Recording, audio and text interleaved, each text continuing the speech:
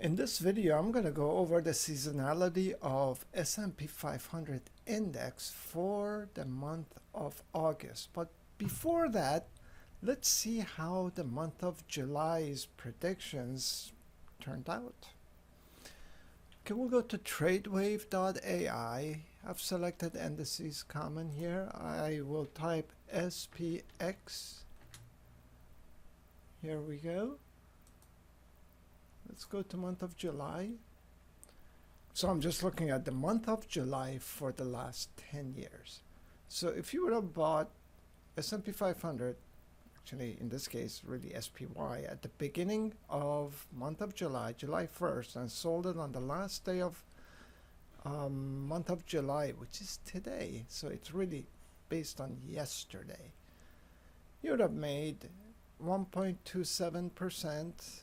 In 2015, 3.23, and so on. The average is 2.81% based on the last 10 years. How did it do? How did it do in 2025? So far, with the close of yesterday, it's been up 2.66% for the month of July. So it's really followed the last 10 years, but we also looked at PE plus 1 years, the first year of a presidential election. Let's take a look at that. PE plus 1 for month of July. We can still see the trend chart has a sharp up for the month of July, and it's been positive. In 2001 was the most recent year that it failed with minus 2.06%, but it's been bullish all the years since 1989, and even the other years were pretty flat except for 1969 and 1933 were huge drops. So at the beginning of month of July, I said if the history repeats itself, this is going to be a bullish month, and it turned out to be 2.66%. How about month of August? Well, let's first go to the last 10 years. Select August. Look at the last 10 years. The profitable years was only 50%. 5 out of the last 10 years was profitable, and the other 5 years were negative. 2016 was flat, and when it's flat, TradeWave considers it pretty bullish. So this doesn't really tell us much. If we look at the trend chart, we can see that the trend chart shows pretty sideways to down, and the cumulative return for the month of August based on the last 10 years is 0. Basically, you would not have made any money based on your bullish and bearish years. It would have been pretty even. And if you look at the black line here, it's pretty straight. So August has not been good last 10 years. The last time it did well was 2020, which was during the COVID time. But now let's look at PE plus 1. It's still pretty negative. In 2021, it did okay, up 3.09%. In 2009, it did okay, 1.79%, but the other years are negative. Well, these two are anomaly years anyway. 2009 was the year after the 2008 crash, when the markets finally turned around sometime in the summer and started rising, and then 2021 was right after the 2020 market correction due to COVID. The rest are negative. And look at this.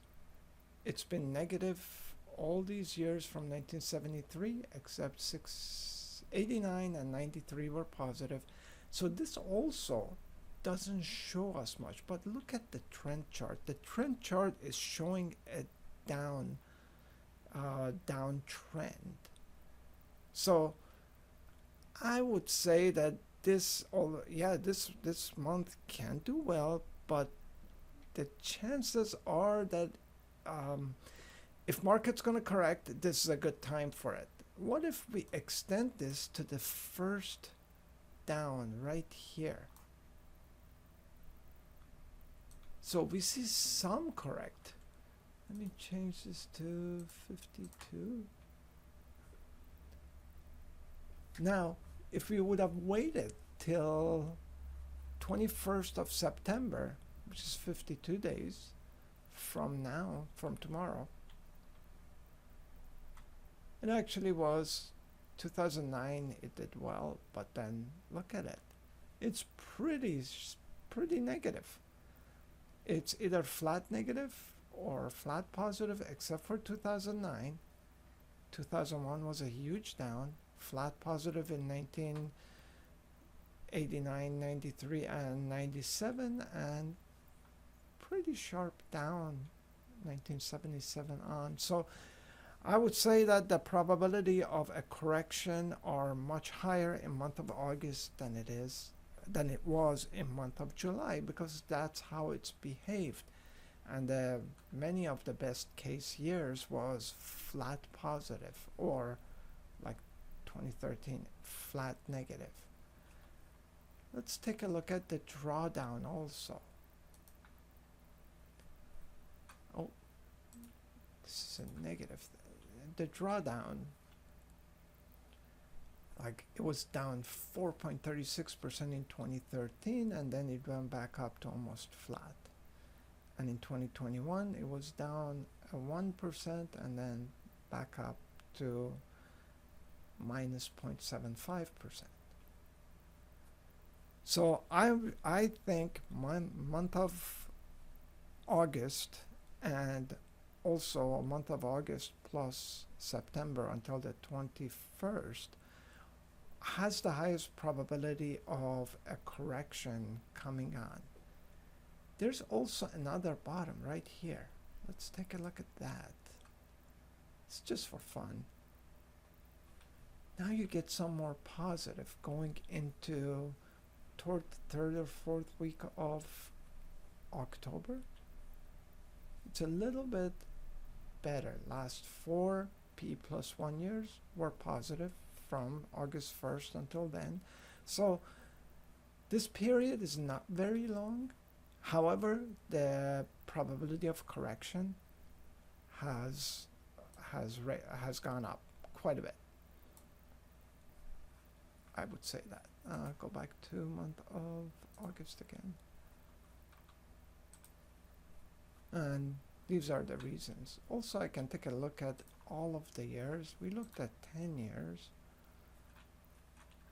What if we look at the last 20 years?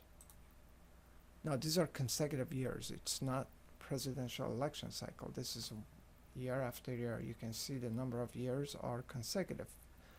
In other presidential election analysis, they are apart by 4 years. Still pretty bearish. 2020 was, no, we already looked at these. But overall, profitable years was 55% of the last 20 years. And let's also look at all of them. When we look at all of them, the profitable years is up 59%. And some of it is because of these initial years were pretty positive. So if I reduce this,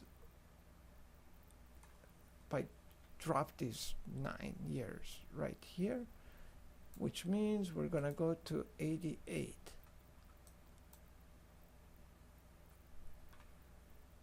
Then we end up with even more negative. So based on the last 88 years, 56% of the years were bullish and 44% bearish. It's basically, month of August is not a seasonally bullish time. It's a seasonally, it's a toss-up, really. Toss-up to bearish, I would say. That's it for month of August. By the way, if you like these things, don't forget you should go to TradeWave.ai or look at the book 100yearpattern.com. See you in another video soon.